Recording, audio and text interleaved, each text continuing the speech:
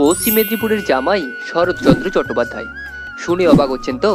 তাহলে আসুন এই ভিডিওর মাধ্যমে জেনে নেওয়া যাক আসল কাহিনী। সে এক অনেক পুরানো দিনের কথা। মেদিনীপুরে তখন অনেক জামাই থাকলেও তার মধ্যে অন্যতম ছিলেন স্বয়ং শরৎচন্দ্র চট্টোপাধ্যায়। মেদিনীপুরের আনন্দপুরের কেশপুরের শ্যামচাঁদপুর গ্রামে ছিল শরৎচন্দ্র চট্টোপাধ্যায়ের শ্বশুরবাড়ি। রেঙ্গুন বা ব্রহ্মদেশের স্ত্রী কৃষ্ণদাস চক্রবর্তীর সঙ্গে শরৎচন্দ্র চট্টোপাধ্যায়ের আলাপ হয়। কৃষ্ণদাস বাবুর অনুরোধে তার কন্যাকে তিনি বিবাহ করেছিলেন।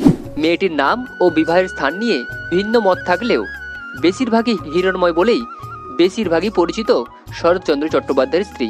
আবার কেউ কেউ বলতেন বিয়ে হয়েছিল রেঙ্গুনে, আবার কারো মতে বিয়ে হয়েছিল কেশপুরে।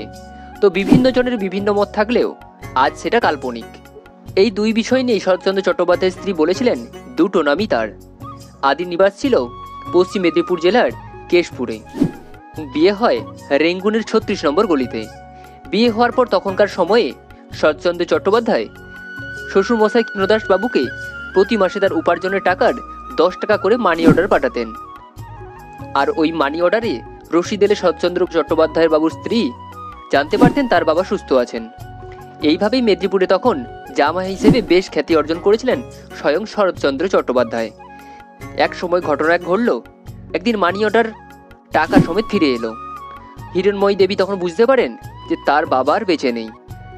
ভীষণ কান্নাকাটির মধ্য দিয়ে বিচ্ছিন্ন হয়ে গেল শ্যামচাঁদপুরে গ্রামে আসা শরৎচন্দ্র চট্টোপাধ্যায়ের।